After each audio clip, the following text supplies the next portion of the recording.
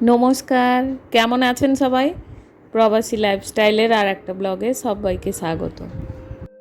আজকে বুধবার, আজকে বাচ্চাদের ছুটি আছে, কাল থেকে স্কুল চালু হয়ে যাবে। যেহেতু ওদের ছুটি আছে একটু দেরি করেই রান্নাঘরে আসলাম। এখন প্রায় 7টা মতন বাজে, না হলে এমনিতে 6টা থেকেই রান্না করতে চলে আসি। আশা করি আপনারা যে যেখান থেকেই ব্লগটা দেখছেন সবাই ভালো আছেন, সুস্থ আছেন। আমরাও সবাই ভালো আছি। আজকে ব্রেকফাস্টে বানাবো ছোলার ডাল আর লুচি। বেশিরভাগ সময় স্যাটারডে সানডেতেই এরকম মেনু হয়, না হলে নর্মাল ডেতে বাচ্চারা দুধ কর্নফ্লেক্স না হলে রুটি সবজি খেয়ে যায়, আর হাজব্যান্ডও অমনিই খেয়ে যায় রুটি সবজি বা অন্য কিছু পোহা উপমা পরাঠা এরকমই খায়। আর লুচি বা ঘুগনি মুড়ি এগুলো আমরা স্যাটারডে সানডেতেই বেশি খেয়ে থাকি। ওপাশে প্রেসার কুকারে ছোলার ডালটা সেদ্ধ হতে বসিয়ে দিয়েছি, আর এপাশে তার মশলাটা রেডি করছি। তো চলে আসি মেন টপিকে। আজকে যেটা নিয়ে কথা বলবো বলেছিলাম যে মুম্বাইতে আমাদের থাকা খাওয়ার খরচটা কত। এটা যদিও আমরা কিভাবে লাইফস্টাইল মেনটেন করি তার উপরে ডিপেন্ড করে। প্রত্যেক ফ্যামিলিরই আলাদা আলাদা লিভিং কস্ট হয়, কারণ যেহেতু তাদের প্রত্যেকেরই আলাদা লাইফস্টাইল হয়। মুম্বাইতে খাওয়া দাওয়ার যে খরচটা ওটা মোটামুটি আমাদের কলকাতায় যারা থাকেন ওনাদের মতনই হয়, কারণ সবজির দামগুলো প্রায় কাছাকাছি।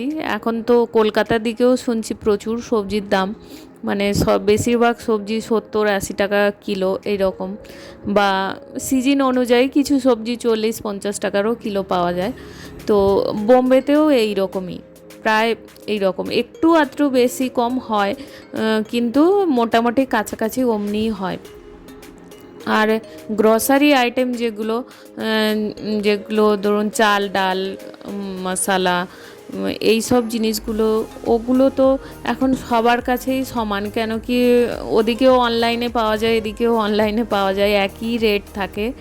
আর দোকানে যে রেটগুলো আর অনলাইনের রেট মোটামুটি কাছাকাছি হয়, একটু আধটু ডিফারেন্স হয়। তবে আমরা ডিমার্ট থেকে বেশি গ্রসারি নিই, তো ডিমার্টে একটু রেটটা কম হয়।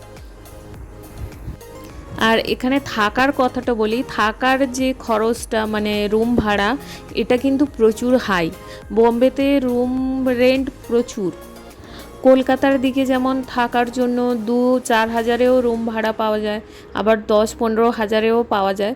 তবে 10-15 হাজারে যথেষ্ট ভালো জায়গায় থাকার মতন পাওয়া যায়, কিন্তু বোম্বেতে হলে এইটা আপনি 10-15 হাজারের যে লাক্সারি জায়গাটা পাবেন, এটা বোম্বেতে মিনিমাম 30-40 হাজার টাকার রুম ভাড়া নেয়।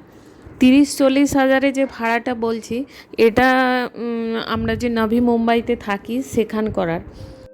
আর মেন যে মুম্বাই মানে যেখানে বিভিন্ন ফিল্ম স্টাররা থাকে, বড় বড় বিজনেসম্যানরা থাকে, ওখানে রুম ভাড়া তো কল্পনার বাইরে। মানে ওখানে লাখ লাখ টাকা নেয় একটা একটা রুম, যেগুলো 2 বিএইচকে 4 বিএইচকে, ওগুলো তো প্রচুর হাই রেট, লোকেশান অনুযায়ী রেট হয়। ওখানে কিছু বাড়ি আছে যেগুলো 1 বিএইচকে রুম, সেগুলোই 50-60 হাজার টাকা করে রুম ভাড়া। তো মানে ভাবাই যায় না, ওখানে থাকাটাও একটা খুব ভালো ইনকাম ছাড়া ওখানে থাকাটাও মুশকিল। ওই জন্য ওখানে আশেপাশে প্রচুর কিন্তু বস্তি এলাকা রয়েছে। ধরুন বাইরের থেকে যারা আসছে ওরা তো অত দাম দিয়ে ওই সব জায়গায় থাকার মতন সামর্থ্যই নেই।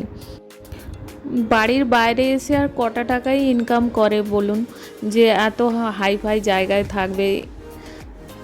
মানে বোম্বেতে থাকাটা খুবই মুশকিল। এখানে আপনারা হয়তো অনেকের কাছে শুনবেন বা কোনো মুভি স্টারেরা গল্প করে বা অনেকেই যারা কাজ করতে আসে শুনবেন হয়তো, যে এসে তো কিছুদিন রাস্তার ওপরেই থাকতে হয়, রেলওয়ে স্টেশনে থাকতে হয়। মানে ওখানে থাকা, এই বস্তি এলাকায় থাকতে গেলেও প্রচুর টাকা ভাড়া দিয়ে থাকতে হয়। আমাদের এই যে মাঝে মাঝে রুম শিফট করতে হয়, কাজের জন্য হোক বা মালিকের প্রবলেমের জন্য, তো রুম পাওয়াই যায় না। একটা টাইম আছে এপ্রিলের দিকে, ওই সময়টা একটু রুম খালি হয়, কারণ ওই সময় এদিকে স্কুলগুলো সব এপ্রিল সেশন, এপ্রিলেই স্কুল চালু হয়। তো ওই সময় লোকেরা কি করে, চেঞ্জিং করে, ওই সময় যারা অন্য জায়গায় যাওয়ার চলে যায় বা যারা আসার, ওই সময়টা একটু ঘর খালি থাকে। কিন্তু অন্য যদি কোনো সিজনে চেঞ্জ করতে হয় মাঝখানে, তো পছন্দ মতন রুম পাওয়াটা খুব মুশকিল। মানে আপনি ধরুন যে এলাকাটা চুজ করেছেন, যে এখানে বাজার আছে, স্কুল আছে, অফিস আছে কাছাকাছি, এরকম একটা জায়গা নেব, তো ওই রকম জায়গায় খুঁজে পাওয়াটা এবং রুম রেন্ট ম্যাচ হওয়াটা খুবই টাফ এখানে। মানে বোম্বেতে এই ঘর ভাড়া প্রচুর ঝামেলার ব্যাপার। এখানে ব্রোকার ছাড়া আপনি বাড়ি খুঁজেই পাবেন না। এক নম্বর, ব্রোকারের হেল্প নিতেই হবে, নিজের থেকে খুঁজে পাওয়া খুব মুশকিল, মানে সম্ভবই না, প্রচুর টাইম লেগে যাবে এবং পাবেনও না, কেউ বিশ্বাস করে দেয়ও না। এখানে বিভিন্ন জায়গার লোকেরা আসে, তাই জন্য রুম পাওয়া যায় না। পাওয়া যায় না মিন্স ওনাররা বিশ্বাস করে কাউকে বাড়ি দিতেই চায় না, কারণ বিভিন্ন জায়গার লোক আসছে, কে কেমন সব কিছু জানে না। তো পুলিশ ভেরিফিকেশান যেগুলো থাকে ওগুলো যারা ব্রোকার হয় ওরা খুব ভালো করে। তো ব্রোকার ছাড়া এখানে বাড়ি পাওয়া সম্ভবই না, ব্রোকার নিতেই হবে। আবার ব্রোকার নিলে ব্রোকারকে 1 মাসের ভাড়া দিতে হয়। 1 মাসের মিন্স বাড়ি যেই দামে নেব, যত ভাড়া হবে 30,000 হোক, 35-40 যেমনই হোক, তো ওই 1 মাসের ভাড়া ওকে দিয়ে দিতে হয়। তো ব্রোকার 2 জায়গা থেকে টাকা পায়, ওনারের কাছ থেকে, আবার রেন্ট যারা আমরা নিচ্ছি আমাদের কাছ। আমি যখন প্রথম বোম্বেতে আসি, তো রুম ভাড়া শুনে আমি চমকে গেছি যে এত ভাড়া, মানে একজনের মাসিক স্যালারি এত হয়, তাহলে বোম্বেতে বাড়ি কিনে রেখে দিলে মনে হয় প্রচুর ভাড়া পাওয়া যাবে। কিন্তু এখানে বাড়ির দাম শুনলে তখন মনে হবে যে ভাড়াতে আছি, ঠিকই আছি। এখানে মানে কয়েক কোটি টাকা করে দাম হয়। এবারে ধরুন যেখানে 30-40 হাজার টাকা ভাড়া, মানে সেখানে জায়গাটা একটু ভালো, তো এই অনুযায়ী তার বাড়ির রেটটাও সেই রকম, মানে 1.5 কোটি, 2 কোটি, 2.5 কোটি এরকম করে রেট।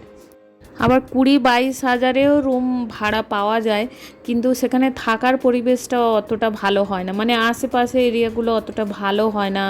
ফ্যামিলি ম্যান হলে ঘর ভাড়া পাওয়াটা তো তাও ইজি, যারা ব্যাচেলার হয় তাদের আরও বেশি কষ্টের হয়। রান্না করতে করতে গাছটার উপরে বারবারই চোখ আসছিল, তো দেখুন কত সুন্দর নতুন পাতা বেরিয়ে গেছে, একটু জল চেঞ্জ করে দিয়েছি, কত সুন্দর হয়েছে।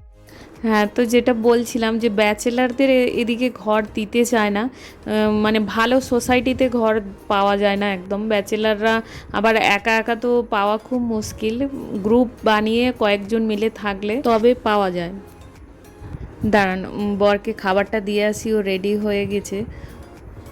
আমি ওর মতন করেই বানিয়েছি, আর ছেলে মেয়ে যখন উঠবে তখন গরম গরম লুচি বানিয়ে দেব। কিন্তু ও আবার বলছে যে না, আমার অফিসের আরও 1-2 জন আছে, আমরা একসাথে লাঞ্চ করি, তো ওদের জন্য আরও কয়েকটা বানিয়ে দাও। তো ওকে খাবারটা দিয়ে আসি, দিয়ে বানাবো। আমরা আটার লুচিটাই বেশি খেতে পছন্দ করি, ময়দার লুচিটাতে একটু অ্যাসিডিটি বেশি হয়। আজকের ব্লগটা তাহলে এখানেই শেষ করছি। ভালো থাকবেন সবাই, সুস্থ থাকবেন, দেখা হবে নতুন আর একটা ব্লগে। আজকের ব্লগটা কেমন লাগলো কমেন্টে একবার জানাবেন।